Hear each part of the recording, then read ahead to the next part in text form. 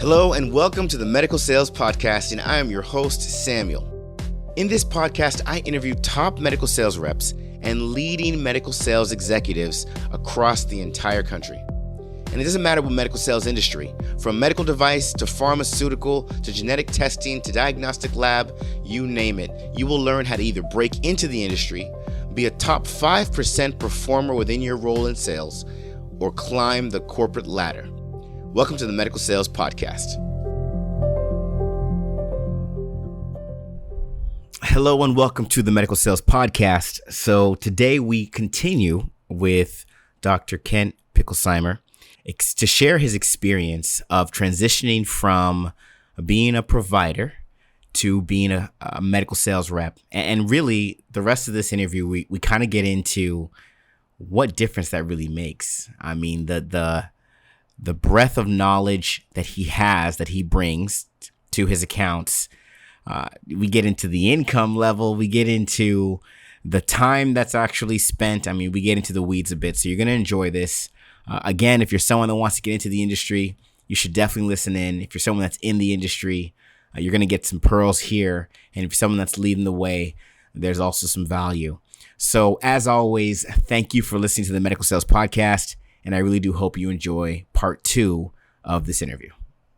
Well, when I'm helping with, if I'm in the operating room or discussing a surgery or discussing techniques, I think my background plays to my benefit simply in the extent that I can speak globally about what is happening with the surgery and with the pathologies that we're looking at kind of on a global scale, in which case, rather than being specific about the surgery that is taking place, I can speak to really the whole situation at hand. If that's clear to you or listeners at all. And, certainly the terminology. And then lastly, again, and I don't know this is 100% particular to me, but I feel pretty comfortable, walking into the operating room into the extent that if something happens or something goes wrong, it will happen or it will go wrong. And what I mean by that is if you're a rep and you cover enough cases, something is going to go wrong. It doesn't matter, how good the providers are you're working with, something's going to go wrong. But with my background, I feel pretty comfortable that regardless of what happens or regardless of what goes wrong, I should be able to help get the provider out of that situation. I think that's another benefit. Okay, so that added level of comfort that I guess you can go as far as to say you've already anticipated things that can go wrong because of your experience, so you know how to navigate a lot of the situations. Right, exactly. Okay, so you've been in this role for 3 years now. Yes. And the same colleagues that said, "What are you doing?" now see that you're thriving, you're living your life. What are they saying now? I think they recognize that this is my new position, so to speak. Okay. They've given up on the notion of when are you coming back into practice? When are you going to start seeing patients again? They recognize that this is my new role. Just as I mentioned to you earlier, it's surprising that how many of my colleagues, or previous colleagues, confide in me and say, "God, if I had the chance of doing, I would take that chance." And it's kind of sad to hear that in the notion that some of these people just don't feel like they can for whatever reason. They're so engrossed in their practices, and maybe they owe money for school or loans on their practice or equipment. They just don't feel like they can step away from patient care. Well, let's talk about that a little bit. I mean, one would assume that you'd make more money as a provider than as a sales rep, but I know that to not necessarily be true, because I know sales reps that make more than some of the providers they see. I know of them. So speak to that. What has it been like for you? And if any providers out there even listening to this and thinking to themselves, wow, he actually did it. I wonder, what can they anticipate and what can they expect as far as being able to cover whatever finances they think they can or cannot cover? Sure. Yeah. Medicine, you hate to say it, but it is a business. Medicine is a business. And so whether it's a provider or a surgery center or a hospital, nobody is there to lose money or to care for people for free. Arguably, the Hippocratic Oath states that, providers are there to do the best for their patients. But at the end of the day, they also have to pay the bills. And to your note, with what I know now, I can say confidently that medical sales offers a platform where you can be very, very financially secure and stable, to the extent that you may outweigh financially what some of the providers are making, that are in practice. So what I've seen personally, I'm not, too proud or ashamed, whichever direction you may take to admit this, but financially, I do equally as well as a medical sales rep as I did as a provider. Amazing to be able to equally say that as well. Amazing. Yes. Okay, so then next question. So your lifestyle now, I would like you to again compare it. We understand a little bit about what your lifestyle was like when you were a provider and how busy you were, the long hours you worked, and not being able to see your kids for 3 or 4 days. Give us your lifestyle now and what it looks like. Yeah, so I don't want to paint a picture of living in the lap of luxury by any means. Sure. Just for discussion purposes, I will have. It's not uncommon for a provider to have a 7 o'clock case or a 7:15 case, in which case, I try to get out the door by 5:30, 5:45 in the morning. Then there are some evenings where I don't get home until 6, 7, 8 o'clock.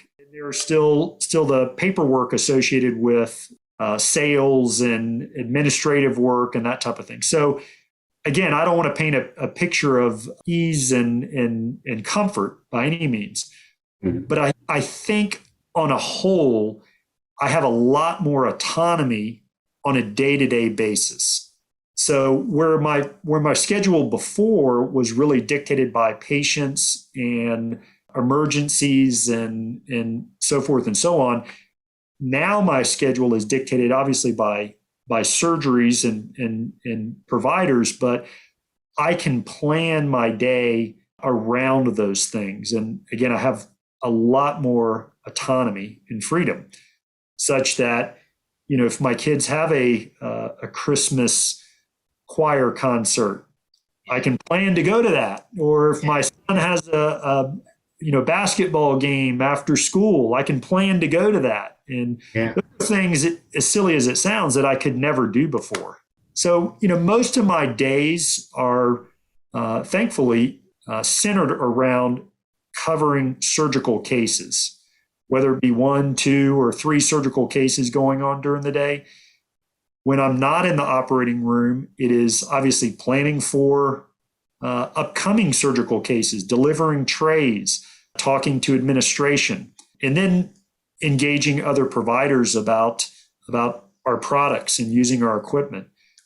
But again, the big difference between where I came from and where I'm at today is just what I mentioned before. It's the flexibility and the autonomy that this role has that my prior role did not. Yeah, it sounds like you can be much more intentional about some of the things you've always wanted to do outside of your profession, and that's correct. That's the opportunity that you've been able to take advantage of. That's a beautiful thing. Okay, so talk to us a little bit about, you were a provider and you experienced sales reps, and I'm sure as a provider you said, this is how I gauge an effective sales rep. They should be doing this, that, and that. And a non-effective sales rep or an ineffective sales rep that's not really doing everything they can to bring value to me and my practice is usually not doing these things. now that you've been on both sides, what would you say that you've noticed sales reps can do better to make them more effective and provide even more value to their providers? Again, from the perspective of having been on both sides. So I think one of the things that I would stress or kind of talk about is,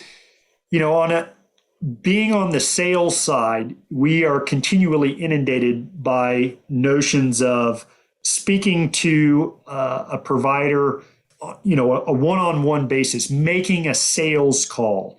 There's so many books and there's so many different training courses out there about making sales calls.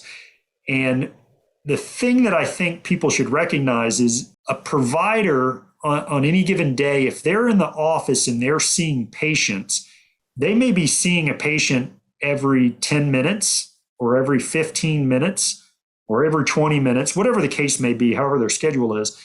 In between seeing patients, they may be calling a lab to get lab reports. They may be calling in a prescription for a patient. They may be calling another provider. They may be trying to talk to an insurance company.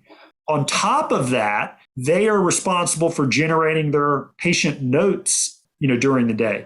It's not unusual for some of these providers to finish their day and then sit down at their computer for 2 hours and finish all of their charting.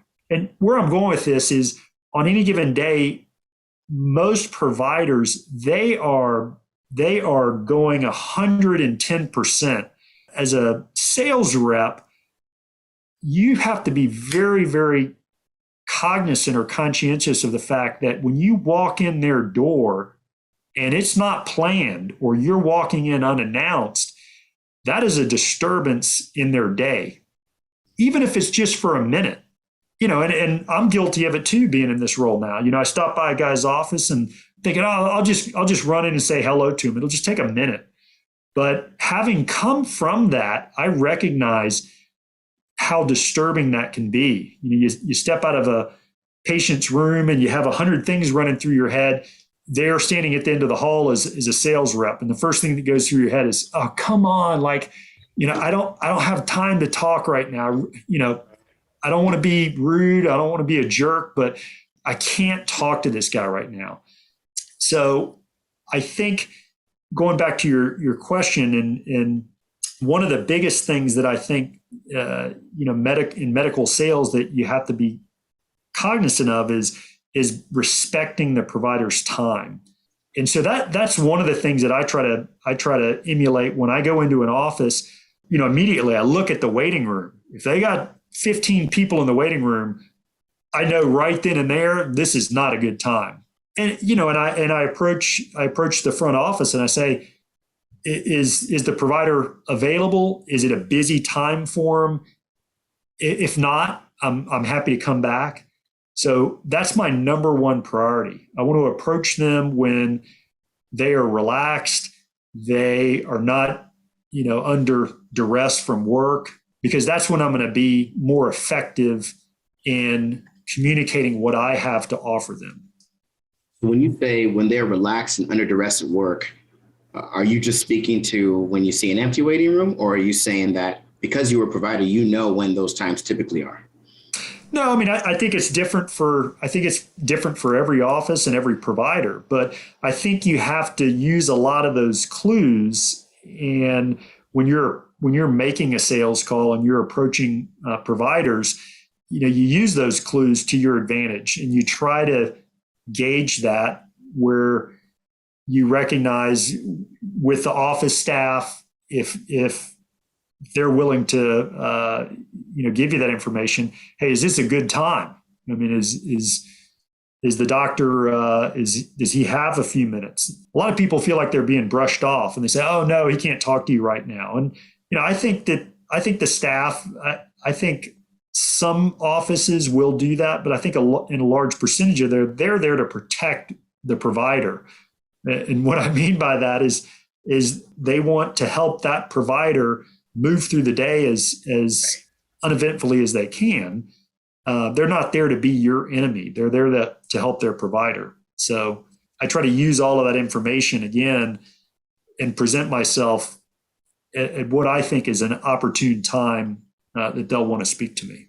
So, one thing that you stated earlier is how long you've been in this role, and you said 3 years. So that means you were in this role during COVID, during the impacts of COVID, when access was very challenging. How did you manage that? Considering that you were a provider, how did you manage that time? And if you can share a little bit, what were you able to do, or what did you do differently that still allowed you to do your job and do it well?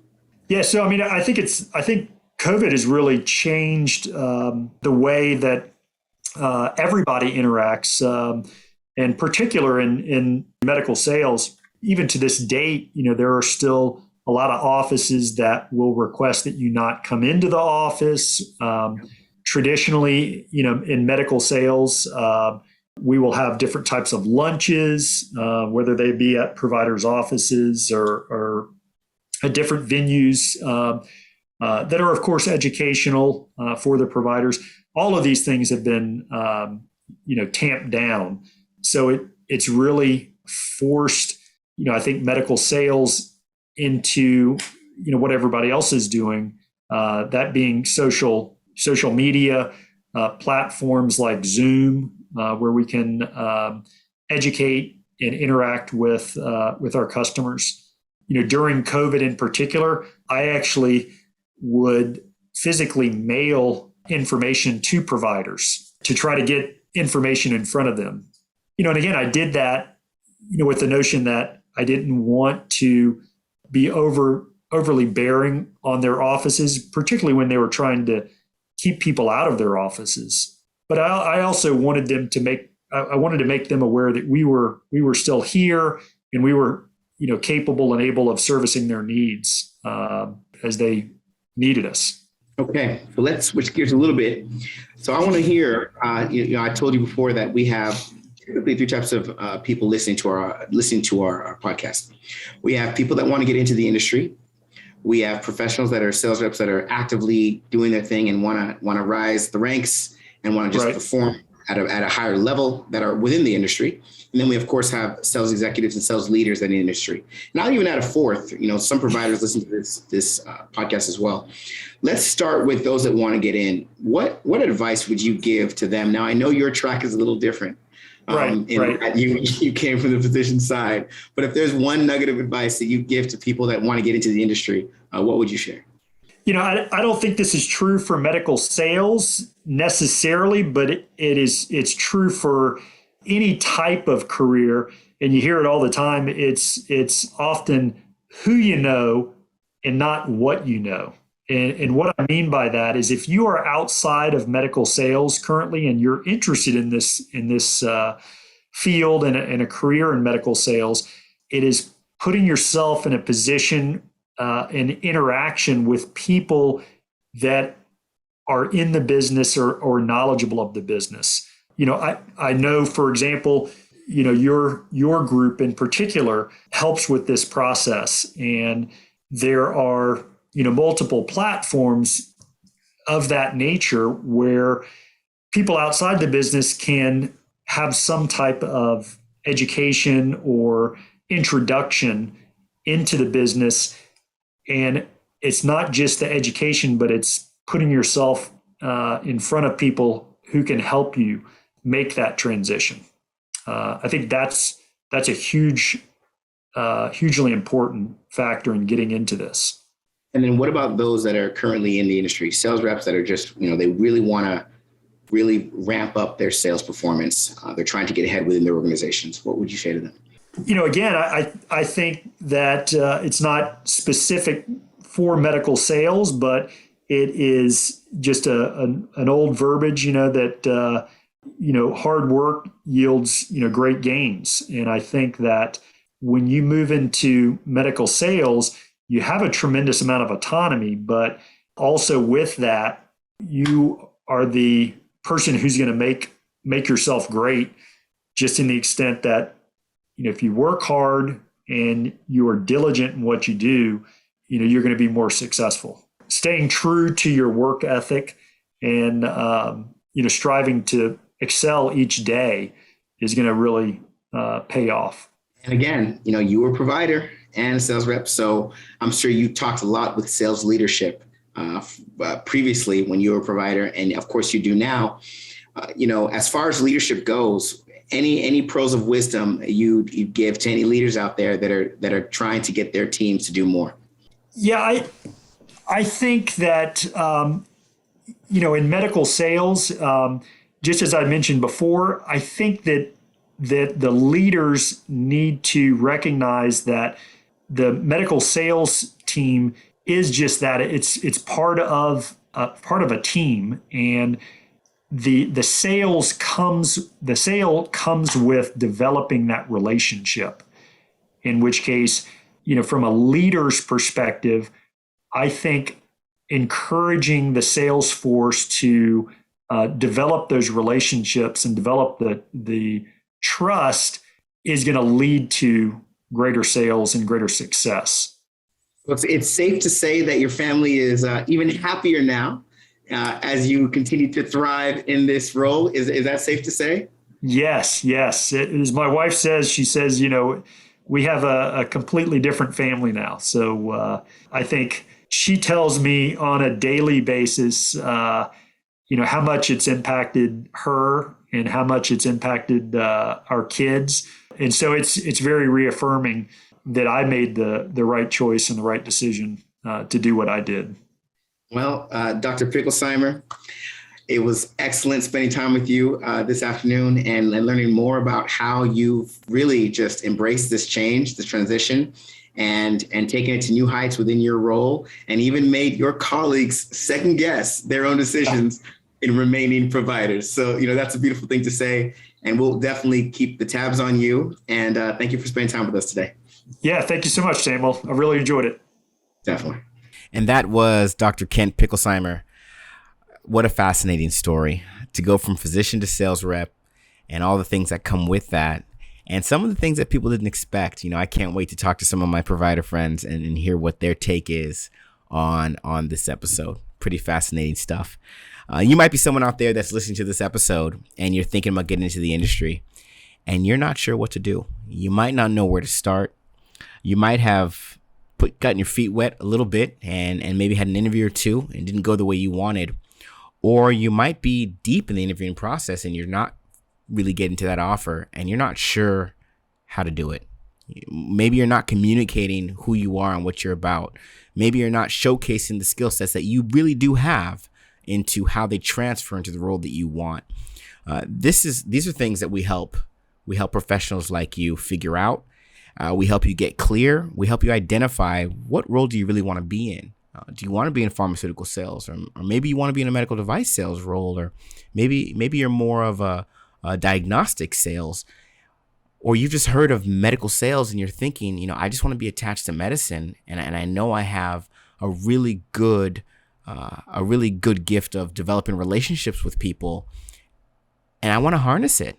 Or maybe you don't have the gift and you want to develop it because, if you can have empathy for someone else, if you can understand where someone's coming from, then you know how to develop relationships. Then it just becomes a matter of understanding how to communicate what you understand to someone else and inviting them into your solutions. So you're listening to this and you're thinking, I really do want to get some traction. I want to get into this space. Then visit evolveyoursuccess.com, get in touch with someone from evolveyoursuccess.com, follow the prompts, attain a medical sales role, and schedule some time and let us give you some insight into what can move your career forward. If you're someone in the industry and you're listening to these episodes and you're thinking to yourself, I really want to level up my game. What can I do to show up differently this year? Maybe you want to get into winner's circle.